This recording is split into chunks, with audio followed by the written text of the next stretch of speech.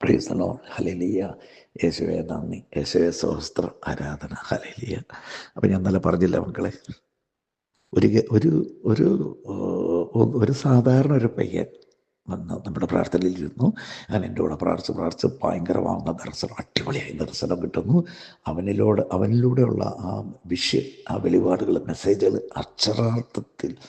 അക്ഷരത്തിൽ പറയുന്നത് പോലെ തന്നെ പടം വരച്ച് വെച്ചേക്കണ പോലെ ദൈവം തരുന്നു. അങ്ങനെ നല്ല രീതിയിൽ പോയിക്കൊണ്ടിരിക്കുന്നു.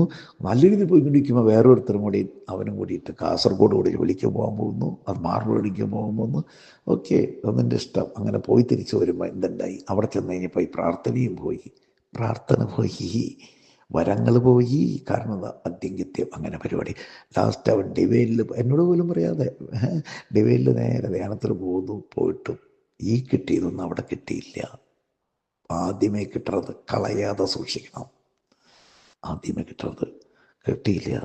ലാസ്റ്റ് എന്തായി, എൻ്റെ അടുക്ക വന്നു, എല്ലാം പോയി. ബ്രദറെ നന്നായി വിളിച്ചിട്ട് ഞാൻ അവനെ കൊണ്ടൊരു കുറച്ച് കാര്യങ്ങളൊക്കെ ഞാൻ അങ്ങോട്ട് പ്രാർത്ഥിച്ച് അവനൊരു ഈശോയെ കണ്ടു.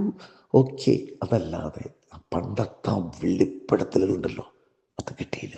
നിൻ്റെ ജീവിതത്തിൽ ഇതുപോലൊരു വരങ്ങൾ കിട്ടിക്കഴിഞ്ഞാൽ എൻ്റെ പൊന്നു മക്കളെ, അത് ദൈവം നിന്നെ അത്രമാത്രം സ്നേഹിക്കുന്നത് കൊണ്ടാണ്, ദൈവം നിന്നെ തിരഞ്ഞെടുത്തത് കൊണ്ടാണ് നിഗൂഢ രഹസ്യങ്ങൾ നിന്നിലൂടെ വെളിപ്പെടുത്തുന്നത്.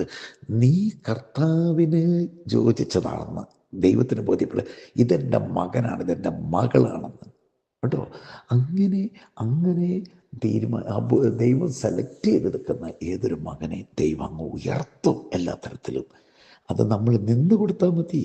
അതുകൊണ്ടാണല്ലോ 1 പത്രോസ് 5-ാം അധ്യായത്തിൽ 5 മുതലുള്ള തിരുവചനം, നീ നിന്റെ ദൈവമായ കർത്താവിൻ്റെ ശക്തമായ കരുത്തിന് കേട്ട് താഴ്മയോടെ നിൽക്കുക, തക്ക സമയത്ത് ഞാൻ നിന്നെ ഉയർത്തിക്കൊള്ളാം. നീ വേറെ ഒന്നും ചെയ്യണ്ട, നിന്ന് കൊടുത്താൽ മതി, ദൈവം നോക്കിക്കോളൂ. പ്രാർത്ഥിക്കണം, ദൈവത്തെ ആരാധിക്കണം, അത്രയേ ഉള്ളൂ.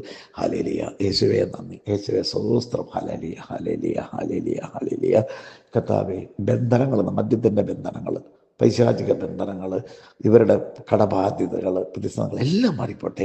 കർത്താവ് ഇവരെ അനുഗ്രഹിക്കണമേ എന്ന് ഞാൻ പ്രാർത്ഥിക്കുന്നു. മക്കളെ, 22-ാം തീയതി ജനുവരി 22-ന് താമസമുള്ള ധ്യാനമുണ്ട്. അതിലേക്ക് നിങ്ങൾ വരിക, പ്രാർത്ഥിക്കുക. എനിക്ക് വേണ്ടി പ്രാർത്ഥിക്കണം. നിങ്ങളെല്ലാവരെയും അനുഗ്രഹിക്കട്ടെ. ആമേൻ.